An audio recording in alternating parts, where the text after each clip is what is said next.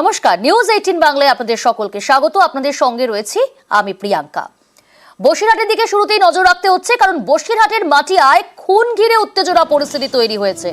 মেয়ের সঙ্গে বিয়ে দিতে রাজি না হওয়ায় প্রৌঢ়কে খুন। রাতে মালতীপুর স্টেশনের কাছে কুপিয়ে খুন করা হয়। নিহতের টাকা নিয়ে পালায় অভিযুক্ত, আর অভিযুক্তের বাড়ি ভাঙচুর করে উত্তেজিত জনতা।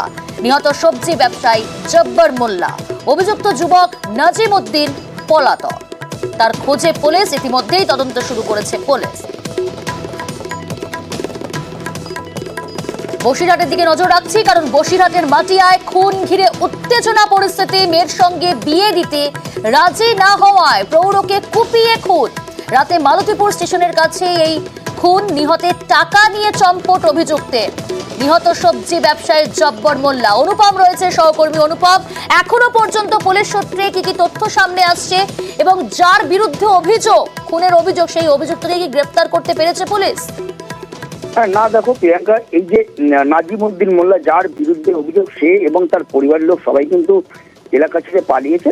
এক কথা বলা যেতে পারে বাড়ি ছেড়ে পালিয়েছে। তার কারণ এলাকার উত্তেজিত জনতা, গ্রামের মানুষ, যে উত্তেজিত মানুষ তার বাড়ি ভাঙচুর করেছে এবং এলাকার পুলিশ মোতায়েন রয়েছে। এই মুহূর্তে নাজিম উদ্দিন মোল্লা এবং তার পরিবারের লোকজন সবাই পলাতক এবং এলাকা যথেষ্ট উত্তেজনা রয়েছে। এবং এই জব্বর মোল্লা এবং তার পরিবারে কিন্তু একদম শোকের ছায়া নেমে এসেছে। তার কারণ এই জব্বর মোল্লা নিজেই একজন বাড়ির উপার্জনকারী একজনই ছিলেন এবং তার যেসব বাচ্চা কাচ্চা তিনি একটু লালন পালন করতেন। এই যে জব্বর মোল্লা, তার যে দ্বিতীয় কন্যা, তার সেই দ্বিতীয় কন্যাকে বিয়ে করতে চায় নাজিম উদ্দিন মোল্লা, কিন্তু নাজিম উদ্দিন মোল্লার সঙ্গে বিয়ে করতে রাজি ছিল না এই জব্বর মোল্লার মেয়ে, এবং জব্বর মোল্লাও তাকে বিয়ে দেননি।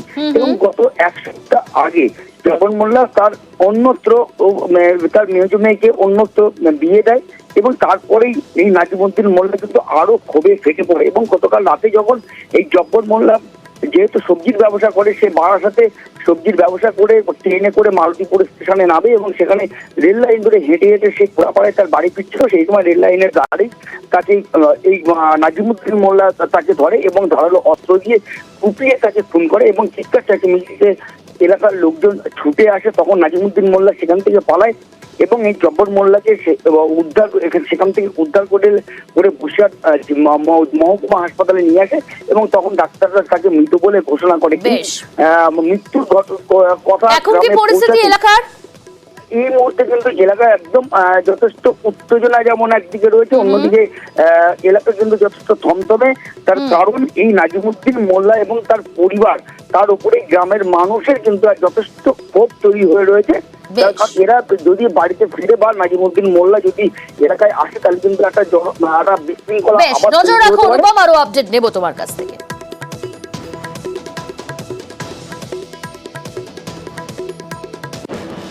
শুকুরির ছেলে নাজিমুদ্দিন মেরেছে আমার মেয়েকে বিবাহ করে বলেছিল, আমি দেইনি, তাই আমার স্বামী দেয়নি বলে আমার স্বামীটি কুটকেছে।